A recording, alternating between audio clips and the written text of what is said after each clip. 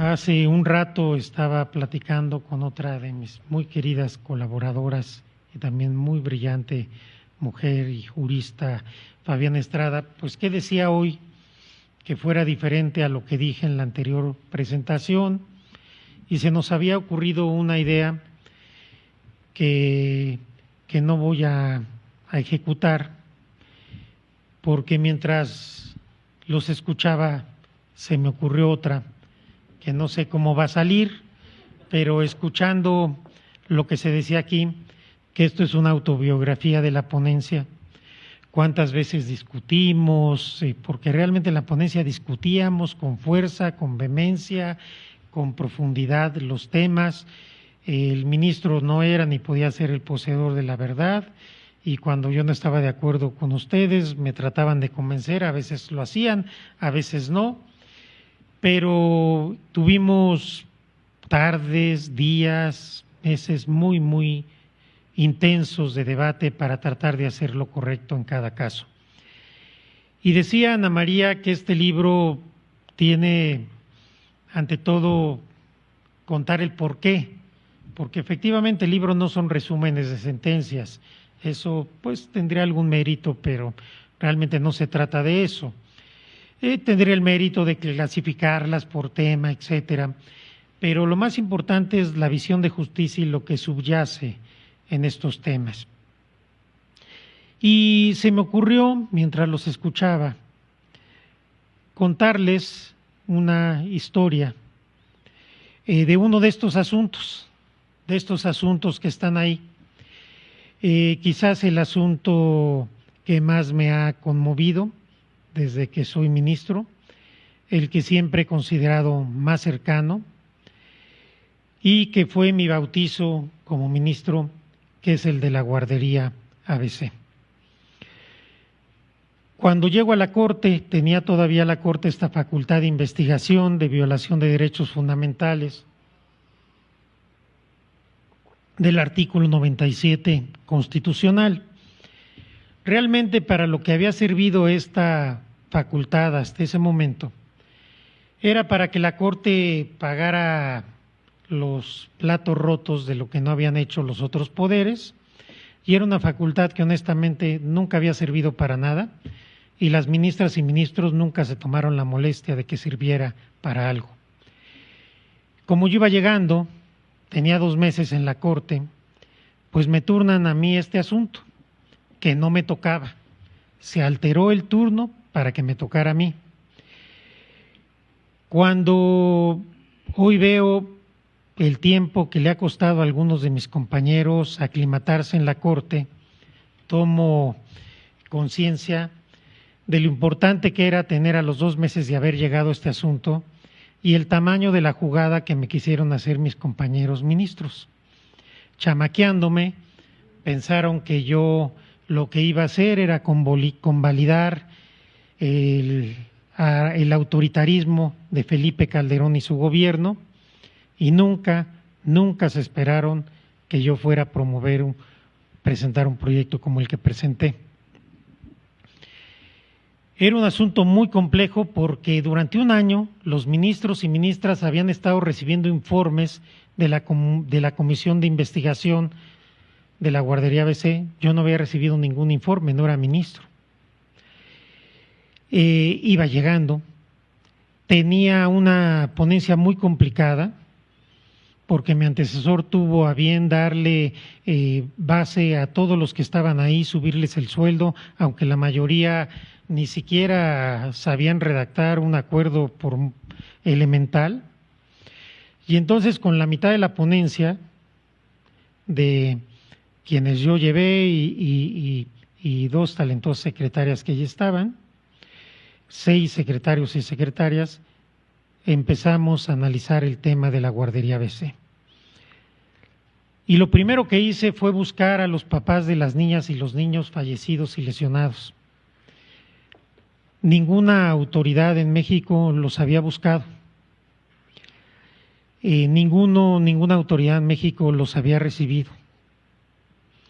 Logré contactarlos y algún día en el Salón de Usos Múltiples de la Corte Estuve presente en una de las reuniones que yo nunca pensé que iba a estar, en donde se respiraba el mayor dolor que yo he sentido en mi vida de alguien ajeno, y en una reunión donde yo no pensé ni siquiera que pudiera haber un dolor tan grande como el que se estaba percibiendo ahí. Las mamás y los papás de los niños fallecidos y lesionados se fueron presentando uno a uno y una a una, diciéndome su nombre, el nombre de su niña o su niño, y si su niño o su niña estaba lesionado o había fallecido. Las mujeres se sentían culpables por haber trabajado, porque a lo mejor como ellas tenían que trabajar por su culpa, se habían muerto sus bebés. Un papá me narró cómo durante todo un día fue buscando a su niña, Emilia. No la encontraba en ningún lado, hasta que a la 1 de la mañana la encontró en un hospital, la reconoció por su ropita y a la hora que tocaba su piel se rompía y se despegaba. Me contaron los papás y las mamás que el gobierno de Felipe Calderón no había permitido que salieran aviones a Sacramento, donde había un hospital esperándolos para poderlos curar, porque no querían que se hiciera grande el escándalo y se hiciera mayor alaraca con este tema. Me contaron cómo los papás y mamás de niños lesionados, los directivos del Instituto Mexicano del Seguro Social habían alterado sus expedientes médicos para no pagarles lo que le tenían que pagar por sus lesiones y por la situación en que habían quedado. Yo les dije en esa ocasión a los papás y a las mamás del ABC que no quería hablar con sus abogados, que quería verlos a los ojos y que quería escucharlos. Les expliqué cuáles eran los limitados alcances de la facultad que teníamos, pero me comprometí con ellos que yo defendería la Constitución y los derechos de sus niñas y sus niños.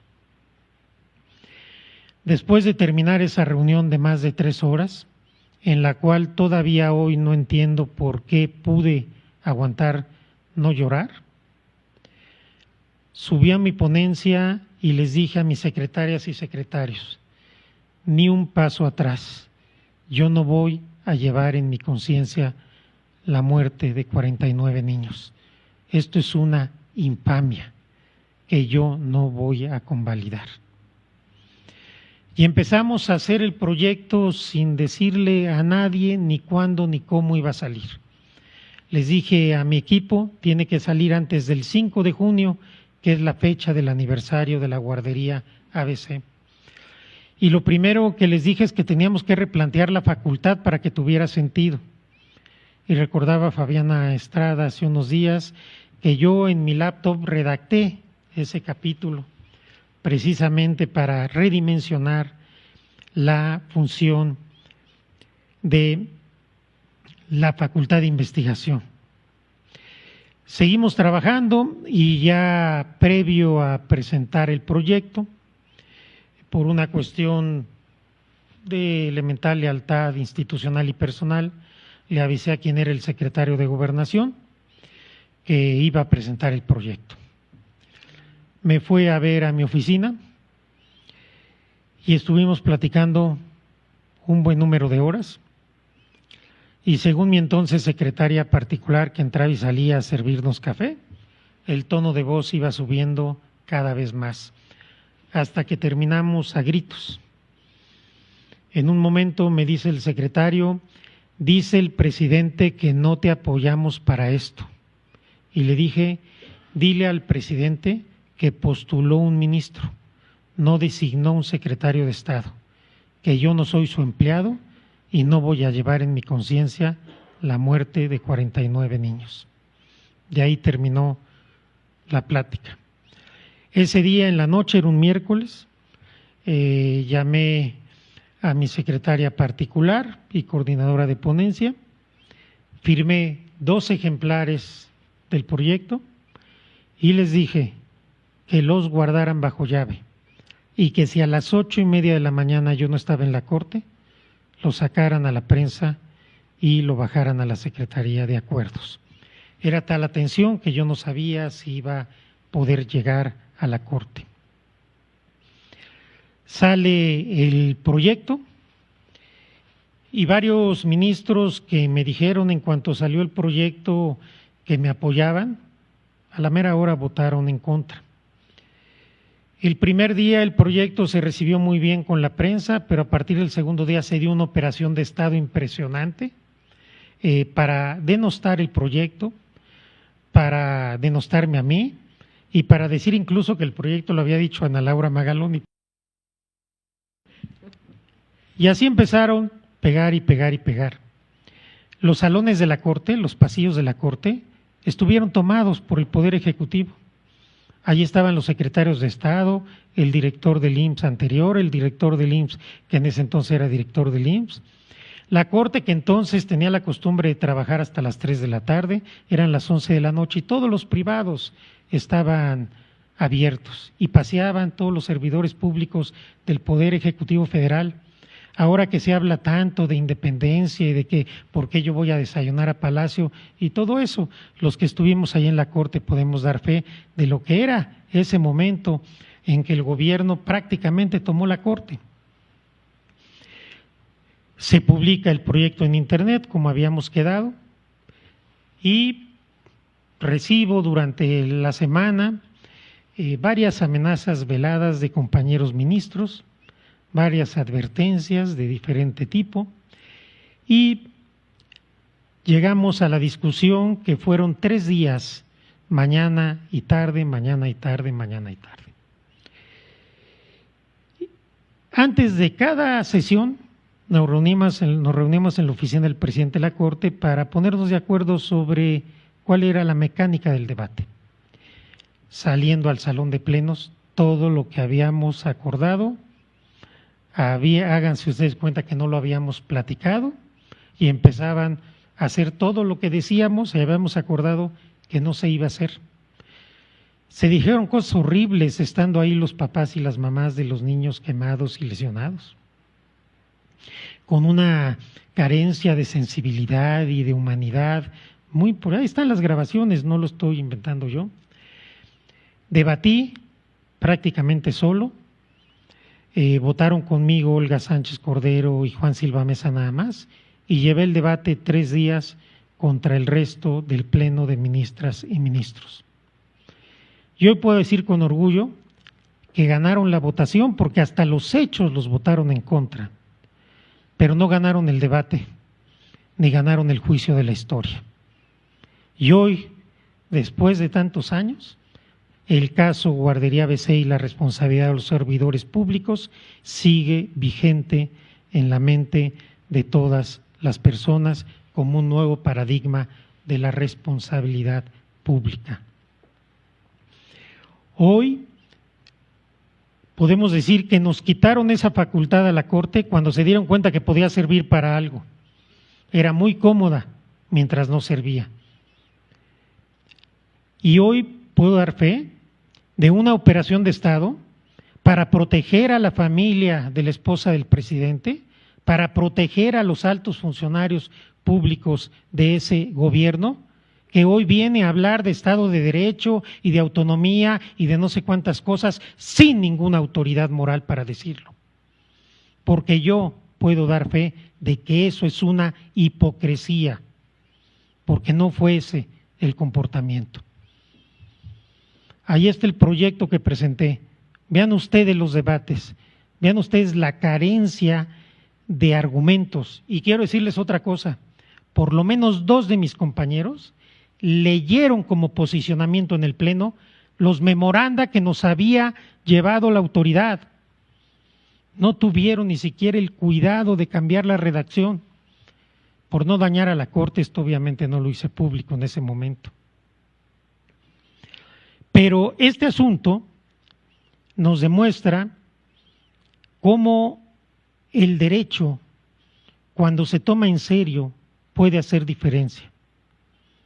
Cómo en un órgano colegiado se puede empezar desde la minoría de uno para ir generando una cultura distinta. El derecho puede ser un motor de cambio social y el derecho jurisdiccional puede ser un motor de cambio social. Muchas de los cambios sociales en México han surgido de la Corte, no del legislativo. El uso lúdico de la marihuana, el matrimonio igualitario, la interrupción legal del embarazo, por citar solo algunos. Realmente el derecho de los derechos humanos en México se revolucionó en la Corte, no en el legislativo. A partir de una reforma constitucional de 2011, incluso antes, tomándonos en serio, interpretándola de la manera como se debía interpretar, así avanzamos hacia ir generando un nuevo paradigma constitucional. Y obviamente que todas las sentencias que se refieren en este libro no son una obra personal, no son un mérito mío, es un mérito primero de toda mi ponencia, de todas y todos los que hoy están y estuvieron antes, pero también obviamente de las señoras y señores ministros que se sumaron a las propuestas que yo hice, y también, ¿por qué no decirlo?, de aquellos que no se sumaron y se quedaron en el lado equivocado de la historia. Cada quien su biografía, porque pues ahí están las sentencias y los votos. Pero esto es lo que trae este libro. Esas historias en las cuales es momento de tomar definiciones. Si yo, en el caso de la guardería ABC, hubiera hecho algo distinto, yo no hubiera sido digno de portar una toga nunca más en mi vida. Ahí asumí un compromiso con los derechos humanos que ya había anunciado en mis discursos, en mis artículos, en mis clases, pero que lo hice como ministro y en funciones con un proyecto que presenté a los 5 o 6 meses de haber llegado a la Corte. Y desde ahí me parece que podemos ver una constante y una congruencia con los valores y con los principios que siempre he defendido y que seguiré defendiendo mientras sea ministro de la Suprema Corte de Justicia de la Nación. Porque el derecho se va construyendo a través de personas de carne y hueso, de los justiciables que no son expedientes, pero también de las y los jueces, del compromiso que asumamos y en dónde está nuestro compromiso y con quién está nuestro compromiso. Hoy estos derechos son prácticamente pacíficos, pero no lo eran hace 10 años, hace 12 años. Hubo que luchar mucho, hubo que vencer muchas resistencias, hubo que lograr una batalla cultural primeramente, y hubo que poner en riesgo muchas cosas, porque hoy es muy cómodo ser garantista, es hasta sexy, pero hace años no era así. Los liberales estábamos en minoría y tuvimos que batallar mucho para ir ganando primero la batalla del lenguaje, la batalla cultural, después la batalla jurídica y al final la batalla de los votos. Siempre he pensado que en un órgano jurisdiccional importa sin duda la votación porque es la que decide, pero importa más el debate. Hay mayorías vergonzosas y hay minorías que honran. Hay votaciones que se pierden, pero hay debates que se ganan. Y lo importante es tratar de estar siempre del lado correcto de la historia. Y para mí el único lado correcto de la historia es el de los derechos de todas las personas, sobre todo de los que menos tienen, de los más desfavorecidos, de los olvidados, de los marginados de este país, de todos aquellos que no tienen voz, y las y los jueces constitucionales les damos voz con nuestras sentencias. Les agradezco mucho su atención y sobre todo el que me hayan acompañado en este día tan especial, a todas y todos ustedes que están aquí y muy particularmente a la gente que sigue esta transmisión. Muchas gracias.